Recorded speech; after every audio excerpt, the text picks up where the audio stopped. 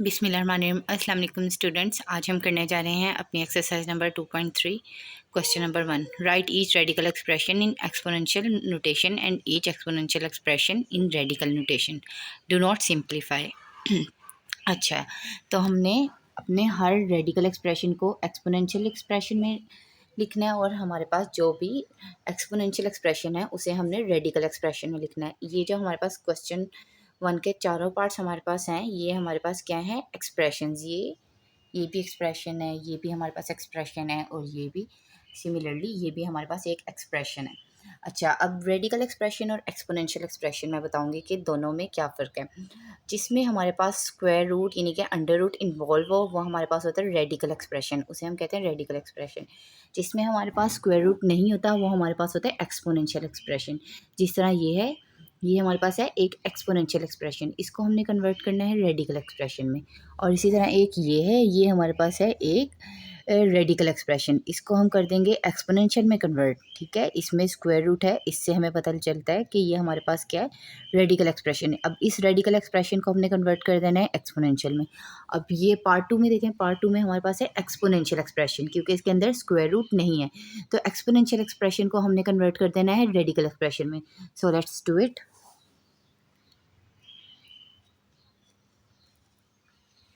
ठीक है, following is are radical expression. So the exponential form of the radical expression will be given as। ठीक है, सबसे पहले आपने एक ब्रैकेट लगानी है, स्क्वायर रूट को आपने ख़त्म कर देना है। स्क्वायर रूट ख़त्म हो गया, उसकी जगह पर हमने समझ लें एक ब्रैकेट लगा दी।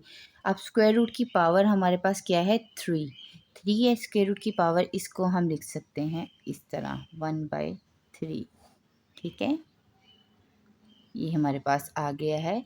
अब ये देखें, इसके अंदर हमारे पास स्क्वायर रूट इन्वॉल्व नहीं है, तो ये हमारे पास क्या है, एक्सपोनेंशियल एक्सप्रेशन। अब इसी तरह हम अपने पार्ट 2 पर आ जाते हैं। इसको पहले आप एज इट इज़ लिख लें।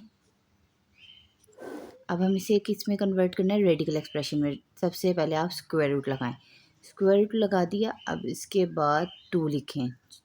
अब जो भी हमारे पास पावर होगी यानी कि एक्सपोनेंट होगा, उसको आपने किस तरह सॉल्व करना है, किस तरह से लेना है। जो भी हमारे पास नीचे होगा ना, फ्रैक्शन में डिनोमिनेटर होगा एक्सपोनेंशियल का, जो भी डिनोमिनेटर होगा उसको आपने बाहर लिख देना है स्क्वायर रूट पे छोटा सा करके। इसी तरह जो भी ऊपर होगा हमारे, वो हमारे पास इस तरह आ जाएगा, जो भी स्क्वायर रूट के अंदर है उसकी पावर बन जाएगी। ठीक है, अब इसी तरह नेक्स्ट भी हमारे पास है एक्सपोनेंशियल फॉर्म में, इसको हम लिख देंगे अपनी रेडिकल फॉर्म में। तो ये किस तरह लिखा जाएगा, सबसे पहले आपने स्क्वायर रूट लगा दिया, स्क्वायर रूट के अंदर हमने ये नंबर 7 लिख दिया अपना।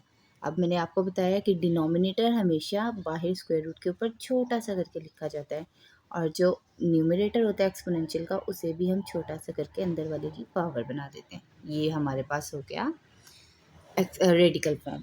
अब इसी तरह हमारा पार्ट 4 है।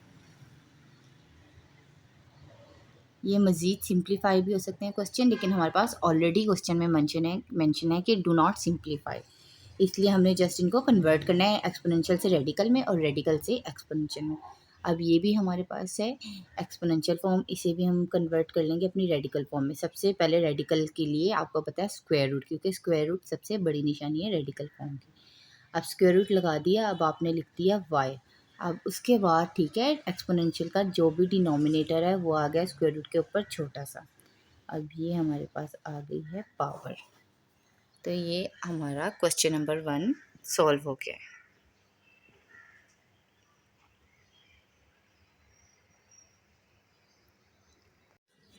अच्छा, तो अब हम करने जा रहे हैं अपना question number 2। Tell whether the following statements are true और फॉल्स। अब हमें बताना है कि ये स्टेटमेंट्स हमारे पास इधर ट्रू हैं कि फॉल्स हैं। अच्छा, क्वेश्चन नंबर 1 है हमारे पास 5। ये हमारे पास देखें एक्सपोनेंशियल फॉर्म में, एक्सपोनेंशियल फॉर्म से आगे हमने रेडिकल फॉर्म में कन्वर्ट किया हुआ है।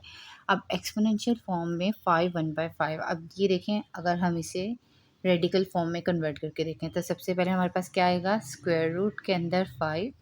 अब बाहर जो हमारे पास एक्सपोनेंट की पावर है 5, वो हमारे पास आ जाएगी बाहर इस तरह। तो ये देखें, ये हमारे पास जो है ये करेक्ट आंसर है। अब आप हमारे पास क्वेश्चन वाला आंसर देखिए, ये हमारे पास है जस्ट स्क्वायर रूट 5, तो इसका मतलब है ये हमारे पास क्या होगा, फॉल्स।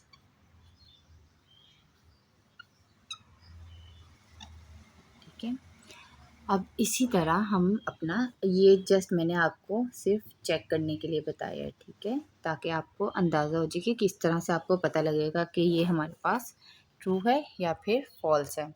अब हम अपना सेकंड पार्ट देखते हैं। इसमें हमारे पास क्या है, 2, इसको हम सबसे पहले लिख लेते हैं स्क्वायर रूट के अंदर 2। ठीक है, नीचे वाली पावर गई हमारे पास बाहर, ऊपर वाली पावर आ गई अंदर। अगर हम इसे थोड़ा मज़ीद सिंप्लीफाई करें तो 2 का स्क्वायर हमारे पास क्या आ जाएगा, 4, और 3 एज इट इज़। तो आप देखें ये और ये बिल्कुल मैच हो रहे हैं, इसका मतलब है सॉल्व करने पे हमें पता चला कि ये हमारे पास स्टेटमेंट ट्रू है। अब नेक्स्ट है हमारे पास 49 का स्क्वायर रूट। अब 49 का स्क्वायर रूट की पावर हमारे पास क्या होती है, अच्छा, तो ये 49 को हम इस तरह लिख सकते हैं। अगर हम 49 हमारे पास, ये देखें 49 का अगर हम स्क्वायर रूट लें तो ये हमारे पास क्या आता है, 7, ना कि स्क्वायर रूट 7। तो इसका मतलब है ये भी हमारे पास क्या है, स्टेटमेंट फॉल्स है।